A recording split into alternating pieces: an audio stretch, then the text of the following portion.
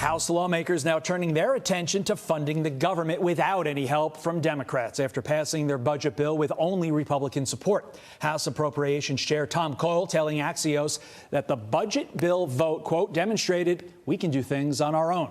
Georgia Congressman Rich McCormick joins me now. Congressman, in the end, can Speaker Johnson hold together House Republicans? Of course, Thomas Massie notwithstanding. I think so. It looks like we finally got united. I know a lot of people aren't going to be happy with the fiscal constraints we're going to have in the future. There's still going to be too much spending, quite frankly. I'm not going to be happy about it. But if we don't pass it together, we don't come to some sort of agreement in the Republican Party, we will have a Democrat-run bill, and that won't be good for everybody.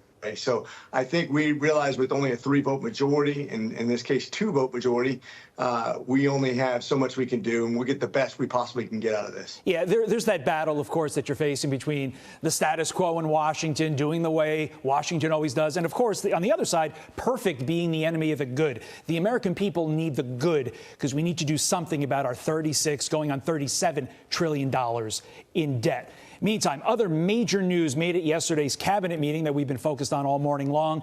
President Trump and Defense Secretary Hegseth saying this about the Afghanistan withdrawal.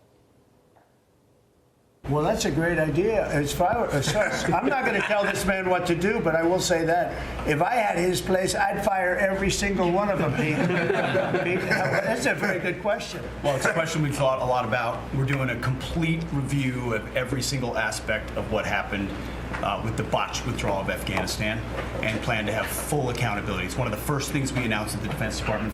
President Trump there saying every single individual associated with the botched Afghanistan withdrawal should be fired. Hegseth saying there will be maximum accountability. Your reaction, Congressman, not as a congressman, but as a Marine. Yeah, I spent 2016, a lot of 2016 there as the head of emergency medicine in Kandahar. It's very near and dear to my heart. I watched some people go that are good friends, and I hate that. And I really was a gut punch when we saw how we withdrew from Afghanistan. But look no further than our hearings. We've already identified the people who are at fault. The good news is the commander-in-chief was fired. Biden's now gone. We have a new secretary. We have a new joint chiefs of staff. Realize that Milley was actually pardoned by the president, if I'm not mistaken. We have a lot of new general officers. And I want to take a slow roll on some of the rest, because we had a lot of officers that actually openly were defiant and actually said we don't want things run the way this happened. And we want to make sure we take that into account when we're doing a review. And that's all been looked at by us in the Foreign Affairs and other committees as we've had our hearings. I hope they take a good look at those. That's an important point that you made there, Congressman. Meantime, President Trump signing an executive order giving more power to DOGE to scrutinize government payments and travel expenses. Elon Musk attending yesterday's first cabinet meeting, and he stressed the importance of DOGE's work. Watch.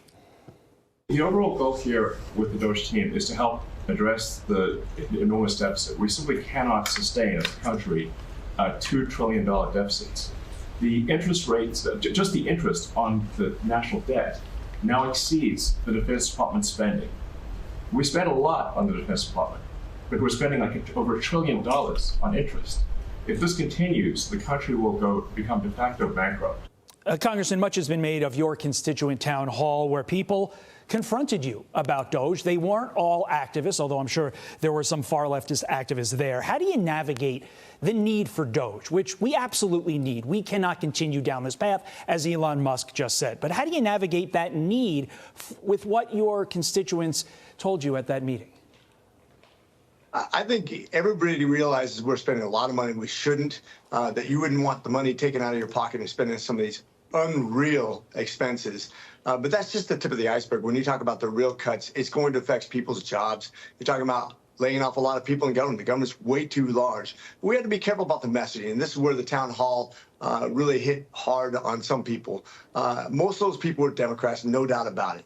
But there are some people that are Republicans and people who are just good Americans who work for the government that have been taken by surprise. They didn't have time to adapt.